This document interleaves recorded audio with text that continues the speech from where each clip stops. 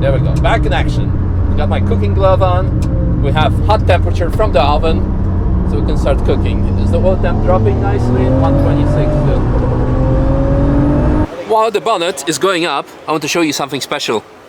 The Supra is missing a third pedal. Oh no, it's actually there somewhere hidden, far away, but it's flat. It's actually non-usable. And no, it's not a manual or the traditional automatic gearbox from a Supra. It is a ZF8 that you all know from M140, etc, etc. Direct swap, including pedal shifts, with lots of proper supporting goodies. And it's flashing that the oil pressure is low because, well, because the engine is switched off, of course. That's very important. Yeah, underneath the bonnet, big snail, big turbo, 2JZ. Yeah, look at that big boy. And in high boost, it's supposed to deliver 800 horsepower? Yeah, 800 horsepower in high boost. And yeah, for the rest, we have, well, beautifully built 2JZ with a big turbo. What turbo is it? Precision Next Gen 7275. Yeah. Nice, nice. Car has also K-Sport brakes. I would say definitely not matching the power output. So it's something felt with the brake pedal that you could press it even more, but you couldn't. Like you were hitting the hard stop. So I was kind of very cautious with the car. Has also interesting setup of tires. On the front it's Cup 2s, and on the back it's, what's the name again? Extreme tires. Where? Extreme tires, very extreme. It took a bit, of course, to warm them up because today is quite cold, but once we were up to temperature, it was good. Unfortunately, the engine was also a bit higher over the temperature, so that was a bit, yeah, we could only go faster for half a lap, then we had to take it easy.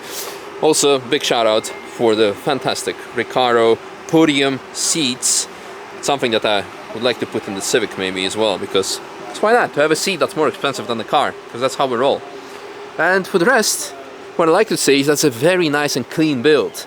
So you have carbon fiber, we have also very nice paint.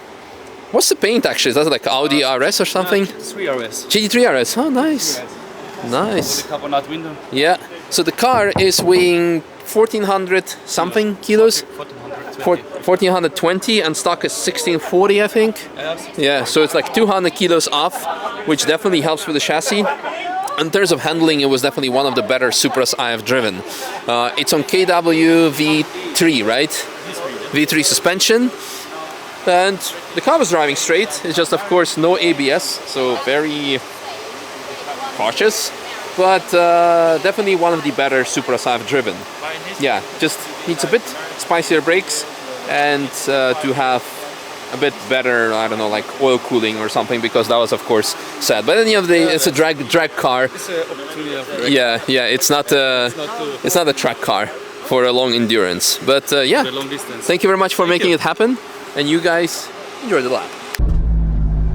Alrighty, so we are through. No, this goes in my pocket. You know, as I was driving here, it felt like the brake pedal, it's quite interesting. Like it has some sort of it stops before you reach the maximum brake pressure. So I'm gonna try it out first, take it a bit easy.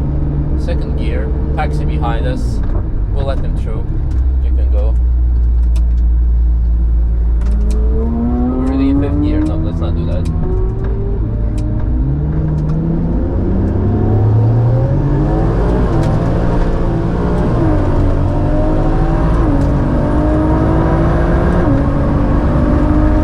Not full throttle. Okay, brakes are not that bad.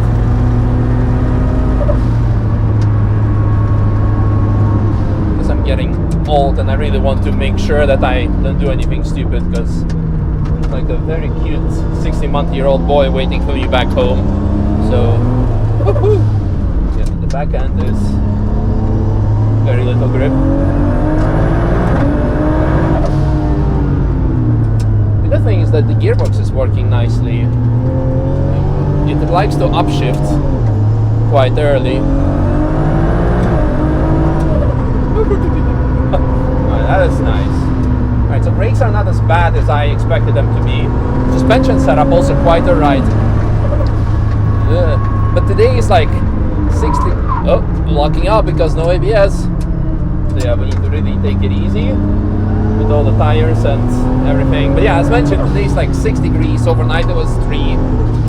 So it's really no grip whatsoever, no ABS. You need to be smooth with everything. Alright, should we accelerate through here a bit? Third gear.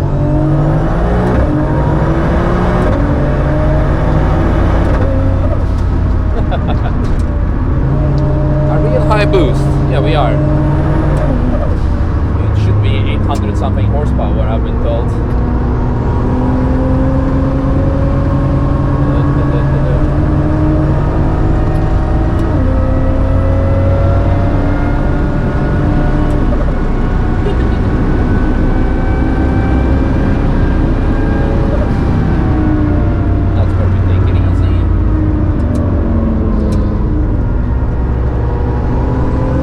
Temperature getting ready to 120, right on the high side.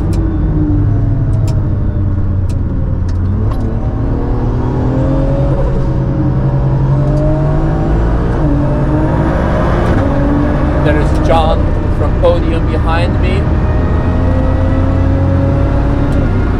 He's already nicely warmed up. His car is much more suited for the track because I remember driving it on the track day. Video we've done last year with him. Such a great car.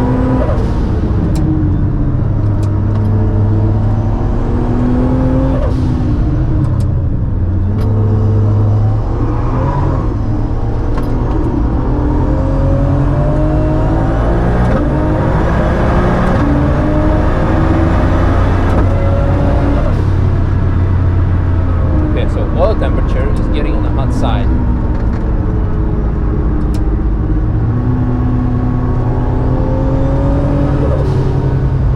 The fan is not running, so we're gonna do a manual fan on. Hopefully this is going to be okay.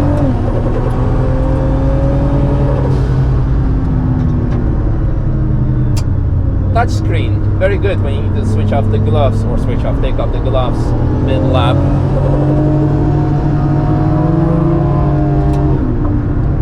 $130 on the oil temp. At least the sounds are good.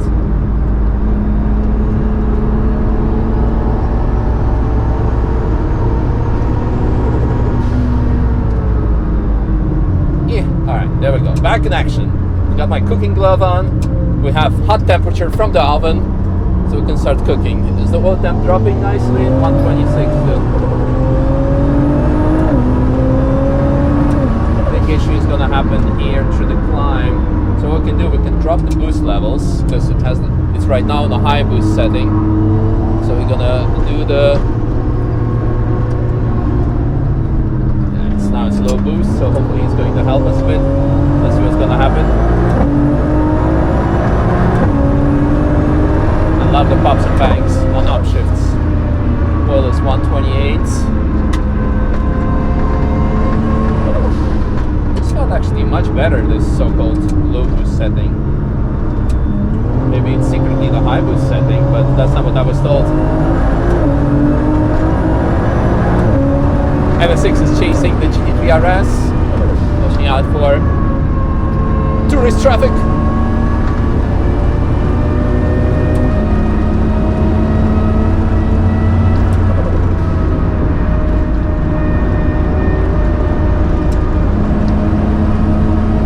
M2 behind us, don't let them pass.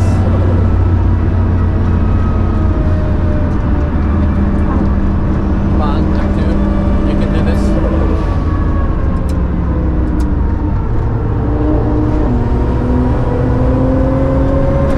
Oil seems to be managing because it doesn't go above 130, so low boost definitely has helped, plus me short shifting.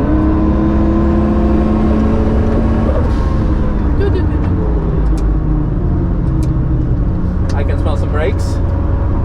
Hope it's not us, it's probably not us. Oh no, yellow flag. So the car and us can cool down. Alright, we can speak about certain things.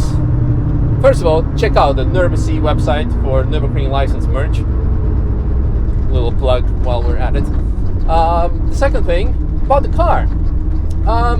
Brakes can be definitely more brakey and more powerful. That's one thing. Heat management could also be a thing, but the main important thing is that the pedal shifts work. That's quite a nice feature, so you don't have to like shift gears or like be bothered by it. Suspension setup is also quite okay. The car is really drivable and predictable. With these kind of cars, it's sometimes like a very big gamble. You don't know if it's going to be good or bad or horrible. But in this case, everything actually quite works. All temp is even dropping to 120, so yeah, cooler definitely works. I would prefer, as a proper race car or a track car, I would prefer definitely manual switch for the fan and for the other things, because right now, yeah, losing a lot of different things, because you need to take off the gloves and then touch screen again. Which gear we? Alright, up we go again.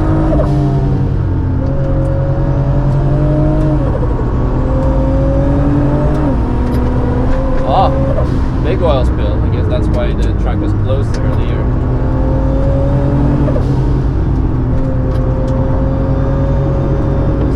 Guy passed me on the straight, and unfortunately now, if I were him, I would think like, no dude, I just passed you, I'm not gonna move over. Although he is picking up pace, that's good.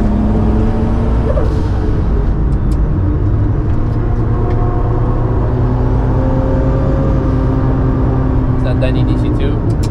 Who knows?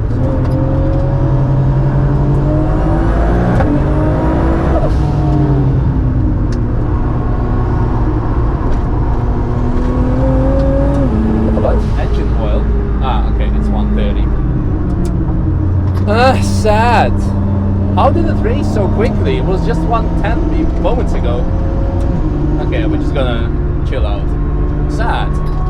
Well, super sad. Fan is on, it's on low boost setting. There's nothing more I can do. Man, it was so promising.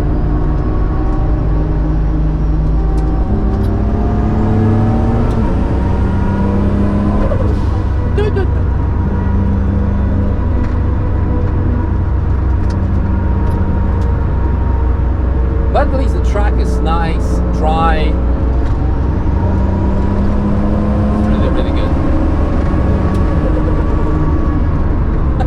The symphony.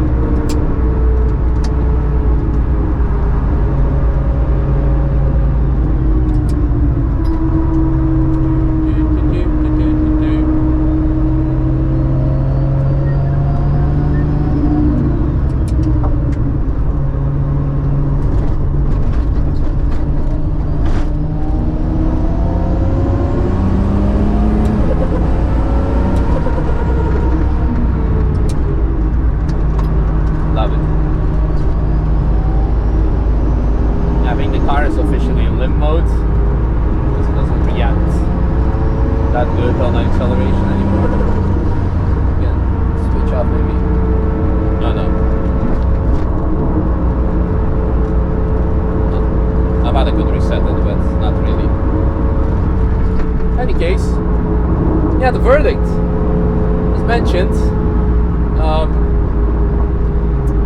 yeah, heating problems, braking not the best, like not a fan of K Sports,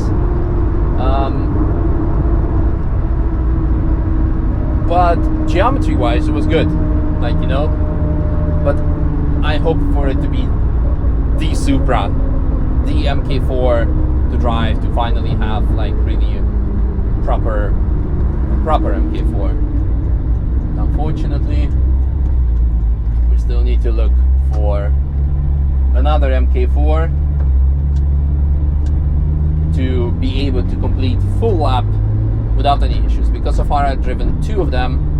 One of them, I think boost hose came off, it was not great.